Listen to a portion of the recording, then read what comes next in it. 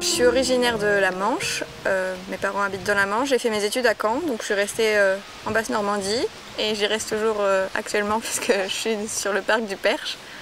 Mais c'est une belle région, je suis contente. J'avais pas vraiment de projet professionnel directement après le bac, je pense que j'étais peut-être pas assez mature pour pouvoir directement le savoir. Et du coup j'ai fait ce qui me plaisait le plus, la biologie, donc la licence, et du coup je me suis orientée ensuite vers l'écologie. Exactement, là, le thème de mon master c'est gestion et valorisation agro-environnementale, donc c'est la gestion d'espaces naturels en lien avec l'agriculture.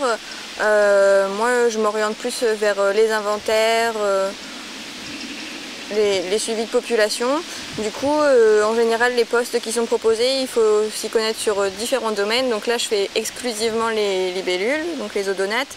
Mais il faut que je m'y connaisse aussi sur les chiroptères, donc les chauves-souris, les mammifères, les reptiles, les amphibiens. Enfin, il faut que j'ai un large panel de connaissances. J'ai recherché les mares qui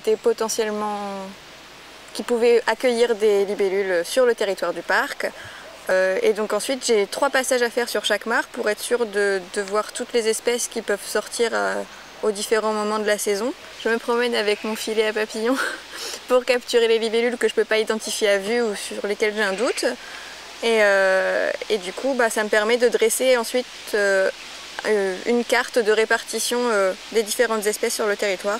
Du coup, je peux, vis-à-vis de la répartition que je vais avoir,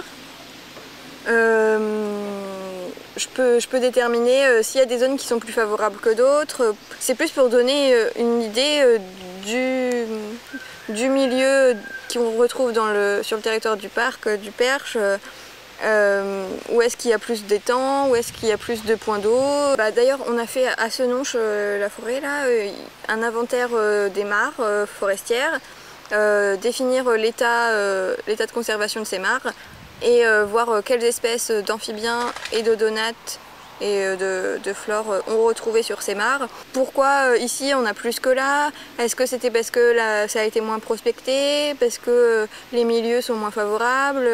Il y a plein de questions qui peuvent se poser derrière, mais du coup c'est ça qui est intéressant aussi, c'est que c'est pas un travail qui est fini, il y aura toujours des choses à faire derrière.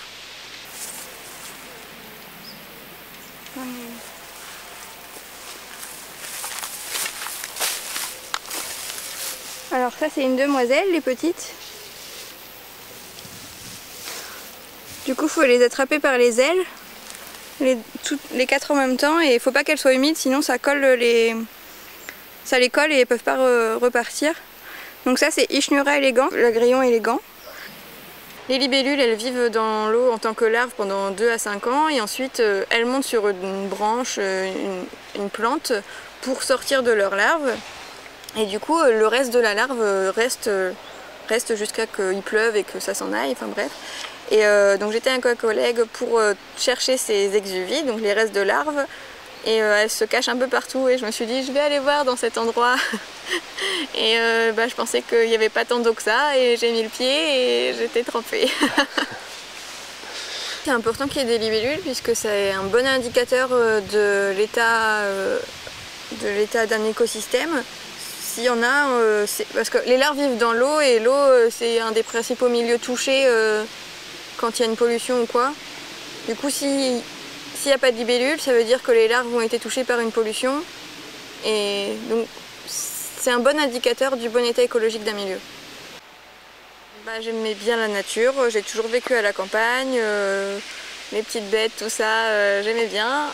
Et du coup je me suis dit comment trouver quelque chose qui me plaît et qui soit utile.